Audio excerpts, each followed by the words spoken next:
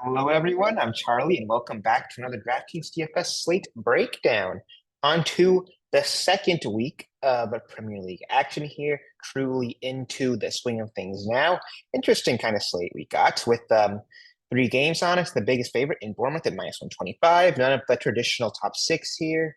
Of course, there is Villa, who did they make top four? I think they made top four. Whatever. They were competing there for European spots. I've already forgotten at the end of last season they finished. But that's not relevant to our video today anyway. And they sit at +100 against Brentford, and then Burnley slight favorites against Sunderland, the two newly promoted teams, wrapping there. Of course, both starting out with, or Sunderland starting out the win in that first game of the season as well.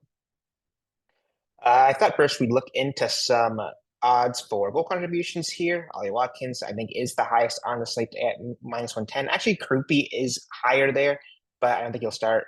We'll look into projected lineups just in a second here. Also in that Villa game, we've got Mullen quite high up there, Morgan Rogers, Carvalho, Thiago Buendia.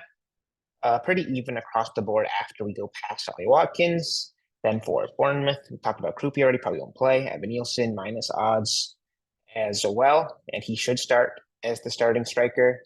Semenyo quite high up here as well as at +100. Same with Marcus Savinir, +120. Brooks +135. So yeah, like there's no huge favorite here, so we don't really see kind of extreme odds like you might see like in the City game. We have a ton of guys at minus odds, so I guess it really kind of shows that there's going to be a lot of different routes for this slate when you're not going to have like one team dominating it likely, and it'll be kind of pretty even in terms of flow across the board here. Yeah, like in this Burnley game, everyone's kind of at +100, +200 for your attackers at least. Now let's go into projected lineups and what their likely set piece situations here are going to be. I talked up Hartman and Cullen, and it ended up being a split, just like I said. So there you go there. Anthony and Edwards both in projected as well. Edwards didn't start that first game. I'd give him an underline if I was doing this on the FSI Discord where I do circles for Will takes that piece. I'd circle Hartman and Cullen, and I do an underline for Anthony and Edwards. It's because there's an off chance they take. For Sunderland, I expect it to be a Shaka and a Trihune split. Bournemouth and Wolves, Don Arias projected to start finally. He's a super exciting player. If you played Club World Cup over the summer with us in the FSI Discord, you'd know he was just awesome for Fluminense. Fluminense were kind of like one of the highlights of that tournament. Brazilian teams in general played really well, but yeah, he was awesome. He crosses a ton. Took almost a monopoly for Fluminense at times. I don't know if they do that with Wolves exactly. They do have Mola Wolfa, who had a split with Bellegarde in the first game. If they want to go righty lefty, it would just be Wolfie and Arias likely. However, it could just be an Arias monopoly too. Like I'm not 100% sure what they do there. We haven't seen enough of Arias yet, but I'm sure he will take something. And then for Bournemouth, it should just be David Brooks and Alex Scott there. Tavernier used to be just like such a good set piece taker, but just has not seemed to be able to be on anything really. I think he did like one free kick against Liverpool when I was watching that game. Kufert was like a big set piece taking guy in League One too, but this hasn't had any seniority over Brooks. Brentford v Villa. Brentford looked really worrying last game. They were like really bad against Nottingham Forest, and I don't think Nottingham Forest was to be this good that are going to be this good this season either. But yeah, like Brentford, I worry for them for their chances of survival this season. I don't know if Keith Andrews has kind of got enough about him to kind of get them out of this situation where they've sold a ton of their guys. Wisa looking like he's going to leave too. Yeah, like I said, I just really worry for them. In terms of set pieces, was a Jensen monopoly last game because there was no Dansgaard starting. When they both play in preseason, it was kind of like they both ended up taking set pieces, even though they are both right-footed options, which is kind of abnormal. Like, I don't know what that situation is going to be like exactly. Kind of need more time and kind of more reps with them together in the Premier League to see what they do. If I was like doing set pieces in the FSI Discord, I'd give underline to both these guys just because I'm just not sure how they look in that situation. And then for Villa, I think it'll be Tielemans and either McGinn or Digne. They're kind of weird. Like they'll all three of them will take at times. Villa didn't have a ton of set pieces as well. They just have Newcastle. I think they had three total. Digne took one short, I'm pretty sure. McGinn took one and crossed it. I think like Boubacar Kamara took one short. So like we can't really judge them too much from that game. Just they got that early red card too, so kind of put a spanner in the works as well. But Tielemans just more often than not is kind of their main set piece taker, and it's kind of a who knows what they do. Ask him. Sometimes he'll have Monopoly. Sometimes he'll split with either beginning Junior. You don't really count on them for set pieces too much in general.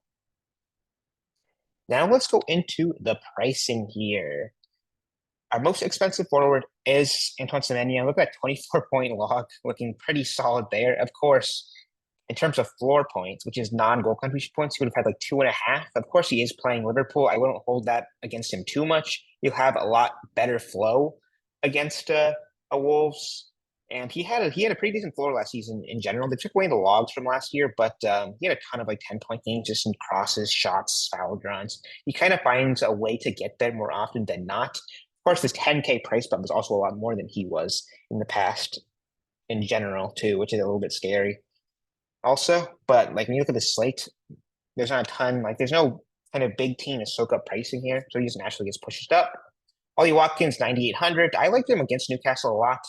Last game, didn't have the greatest stuff. Of course, still had 6 points in floor, which is not bad considering they had a red card for like the whole second half.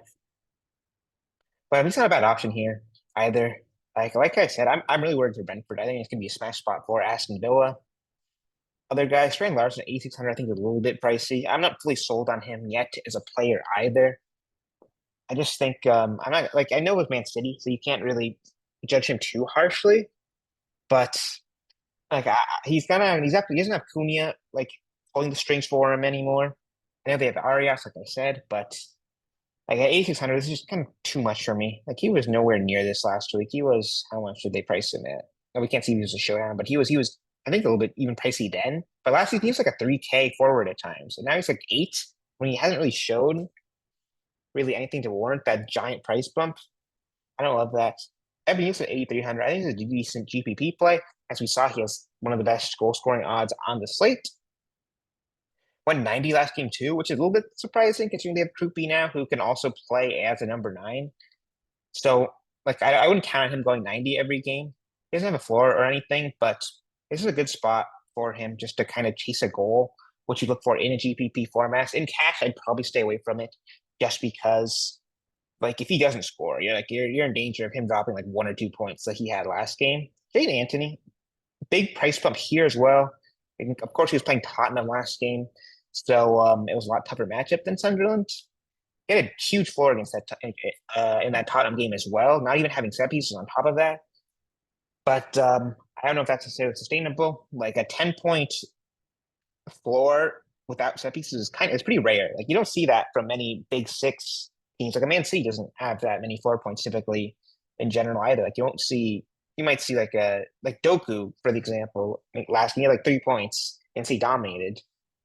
So and he's a better player than Jane Anthony, and he had a better matchup against Wolves last game. Like this is a little bit fluky to me with that 11 pointer, and I don't know if he necessarily warrants that price bump either. If he had set pieces, it'd be a completely different story.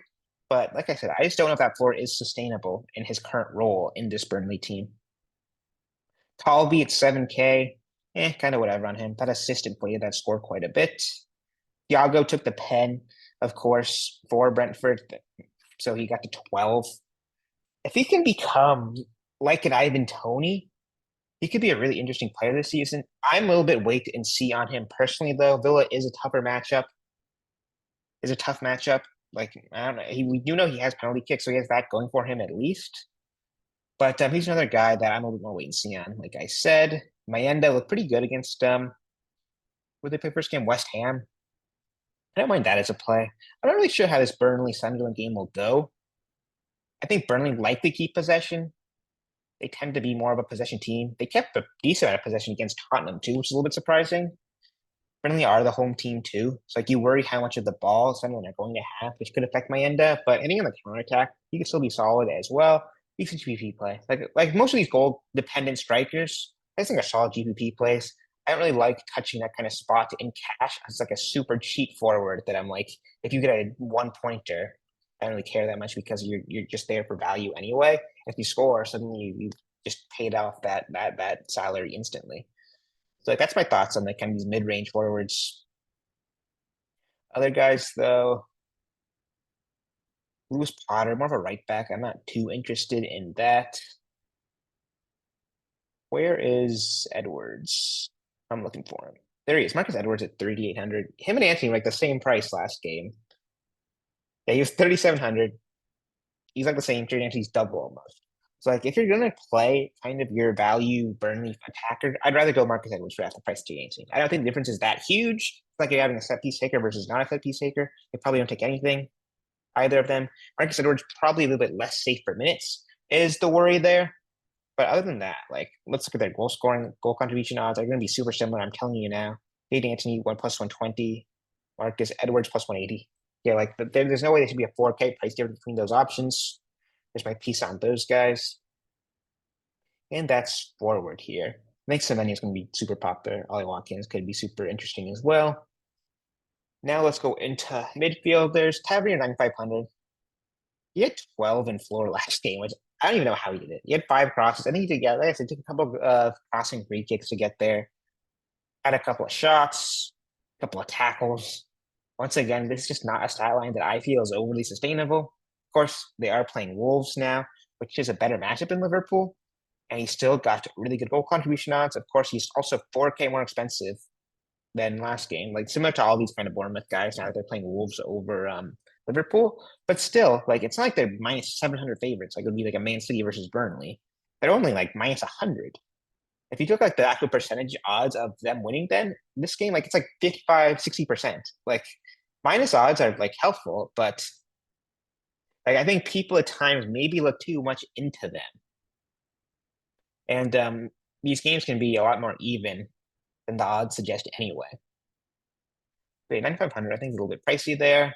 Peel went to 9,300. There is set piece equity there, which makes me a little bit, which makes me feel a little bit better about him compared to like a Tavernier. And like I said, like I think Brentford looks super worrying. I think Villa could kill them. If Tielemans plays as like the number 10, I'd love him. He's not projected there. He's projected to be like a center mid, which I don't love. But I think it's a good bounce back spot for him. He was just not very good last game. Newcastle is miles better than Brentford though, and I think you get lower owned because of that poor first game log. Which if people want to kind of judge him too much off of one game, so be it. Like I'm happy to kind of bet on a bounce back at reduced ownership, hopefully. David Brooks 8,100. I love David Brooks. He used to be like 5K every game. Now he's like 8. I had him in the Liverpool showdown. He was my Liverpool exposure in my main build. 84 minutes, which was a little bit surprising. Like he's usually a guy who goes like 65, 70. But he just played really well that game. He got a yellow card too. If he didn't get that, you would have another like 16 points. And he was 3K, of course, which is of course a lot cheaper than 8. But with all that said, like it's still a good spot for him. If you just don't think of it as David Brooks, think of it as a splitting winger on the best matchup of the slate, you'd be like, yeah, I want that guy. I think he's got a little bit of stigma to him because he's David Brooks. He's not as talented or flashy as some of your traditional winger set piece takers. But I guess he's not a bad spot at all for David Brooks. You worry about his upside a little bit. Like he's not a guy who's going to get 10, 15 goals a season, but like he'll play well at times. He'll get an assist here and there, and he'll get your 6 to 7 floor, I'd say, on average. So like 8K is not a bad spot for him. Bellegarde, if there's in this lineup here, where's Wolves? If he starts over Arias, he probably ends up with a split. I hope he doesn't, just because he's twice the price of Arias, who we'll get down to as we go down the prices here. 7,700, which is a little bit pricey. He was pretty good against Man City. On the other hand, though, and like I don't mind Bellegarde. I just wish he was cheaper. He's not that safe for minutes either, is the thing. But I never kind of dissuade away from piece takers in general. I just try to look for the value ones where we can find them. John McGinn, I liked him last game. Another guy who just busted on Villa. Shock. They just did not play very well against Newcastle. Kind of hung on for a 0-0 draw there. I could see myself going back here too. I just worry about Villa's uncertain set piece situation though, which scares me a tiny bit. Like I'm probably not going to land on him in cash, but I'll still have shares in GPP for sure. Cullen, he's also been priced up a little bit. He had that 10-point floor against Tottenham, but those 5 key passes did buoy him a little bit. Like 5 key passes is not that sustainable in my eyes. I think he had 1 cross too, which shows me a tiny bit. But they are playing Sunderland, so it's definitely going to have, you think, more set pieces than they did against Tottenham. And at 4,800, it's not terrible. Like, I just use another guy who's just a K cheaper than I'd love him. Rupi at 4,700. Watch if he plays. Best goal contribution odds on the slate, like we saw earlier. And like, he can play winger, striker. If he starts, I think he's just an insta kind of great option to consider. Jaka 4,600. He's kind of just your splitting set pieces. Doesn't do a ton from open play. Get some tackles here and there. He's kind of the best you can hope for. 4K. That's not an awful price point again, though. Now, John Arias. This will be my favorite play on the slate. 3,900. Like I said, I talk him up a ton. 2.5 points in just 18 minutes against Man City. Bournemouth, a lot better matchup. He might take a little bit to kind of become a 90-minute player. Who knows where he even ends up is that he might just be like a 60, 70-minute guy for Wolves, which would suck. But I'm hoping that he becomes even just like half of what Mateus Cunha can be to Wolves, where he just becomes the main guy. They spent a pretty penny on him, so it means they must expect they must have high expectations for him. And at 3,900, I think it's just disrespectful for him. Like I said, I loved him with Fluminense in that Club World Cup run. And this is just great value for a set piece taking attacker. Matthias Jensen, so 3,600, I think you can get behind as well. If you don't see Arias, maybe you just need value somewhere else, and he could provide that. He's cheaper than your other kind of defensive mid set piece takers. Oh, and there's Alex Scott too, who I think is a really good option as well. I could even see you maybe going to like a Scott Arias midfield duo here. Then you can really afford to pay up at defender and forward if you want to go that route as well. And one other guy I want to talk about, where is he? Damsgaard, I completely missed. But he was super good last season as well. Jensen might hurt him a little bit, which does scare me. But if we see a lineup with like Damsgaard and no Jensen, should be like a Damsgaard Monopoly kind of lineup. And that could make him super tempting in that spot. Otherwise, if it's him and Jensen, they kind of semi-cancel each other out a tiny bit. Defenders, didn't get 600. I think that's slightly overpriced. How many minutes did he go? I think he probably went 90. But he is a guy who regularly rotates with Ian Motson, which can scare me a tiny bit. I think Trey Hume is probably your safer set piece situation here. Burnley is not an awfully scary matchup.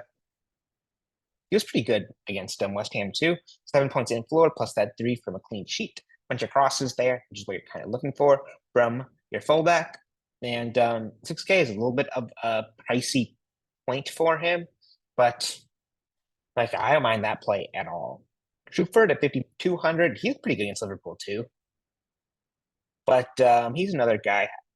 I kind of would rather have set pieces than not, and I'd rather have him play in a back five rather than a back four.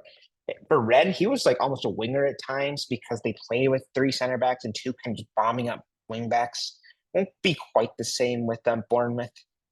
However, like we could see him eventually kind of replicate those Kirkez numbers towards the end of last season. But I don't think he's there yet, and there's a ton of set piece takers on the site that we're going to continue to get through who I like more. Like, I'm going to try to pronounce this first name. I think it's Quilinski